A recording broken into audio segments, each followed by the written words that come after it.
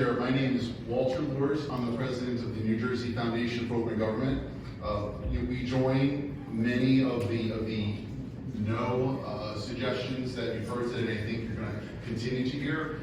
We did submit written comments, so I'm not dwell on those, but I want to focus on one issue. We think that any change in mandatory fee shifting for OPRA prevailing requesters is highly regressive. I represent a lot of folks who are requesters. I represent them in court, and I represent almost all of them on contingency. And maybe I'm part of the cottage industry that we heard a little bit before, but I'll tell you, it doesn't do me any good to take a case that I lose. That hurts OPRA, that hurts my client, that hurts me. So I try to take good cases.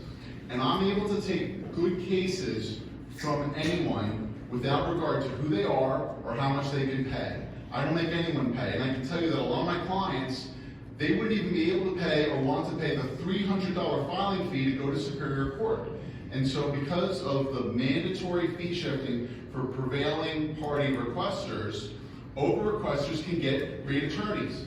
I know already that municipalities have great attorneys. I litigate against them all the time. They're excellent at what they do. They settle cases they should settle most of the time, and they fight cases they should fight most of the time. But without fee shifting, most of my clients would not have access to any OPRA legal services. These include parents of children with disabilities. These include poor people. These include working people, working middle class folks, and even some people who maybe they wouldn't be poor or working class, but they spend the money on the mortgage. They spend the money on their kids' special needs. These are all of my clients, and most of my clients would either not be able to afford an attorney, or they would choose not to pay for one. Some of them maybe would bring the case pro se, but they would certainly be denied legal services that today they have access to. So as we hopefully move forward and hopefully have additional rounds of meetings and hopefully additional rounds of amendments, we keep the current structure of fee shifting intact, because to do otherwise would make the law highly regressive. And what I mean by that is that the people most need legal services, the most vulnerable, would have less or sometimes no access to them when it came to denials of access to records. Thank you. Sir, I have a question for you, sir. If you were to bring, you represent a lot of folks, and we appreciate you representing a lot of volunteers. If you were to bring and I'm not saying this is you, but if you were to bring a frivolous lawsuit against the municipality and lose in court today, who pays your bills? The taxpayers pay, or does your client pay? Well, no one would pay my bills, because if I brought a frivolous lawsuit, then presumably the other side would write me what's called a Rule 148 letter. If you were to lose by a judge, the judge was to rule against you, forget frivolous, who would pay your fees?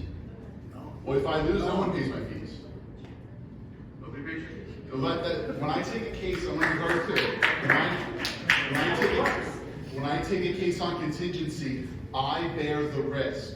Okay, I bear the risk, and I'll tell you that. That's not contingency. You represent a client, and you're getting paid a fee, right? So a fee-paying client. A fee-paying client. Which is about 1% of my practice. Yes. And you're going to go before a judge, and the judge rules against you. Yes. And rules in favor of a county or a municipality. From what I understand, I may be incorrect here. Who pays your fee? I understand. Well, in that scenario, when I have a fee-paying client, which is someone who I bill them on a monthly basis, and they pay my regular hourly rate, if I lose the case, the OPRA case, then each party would bear its own costs. So that means that the public entity would pay its own counsel fees, and my private plaintiff would pay their own counsel fees. Thank you. Yes, sir. Thank you. Thank you both for your testimony.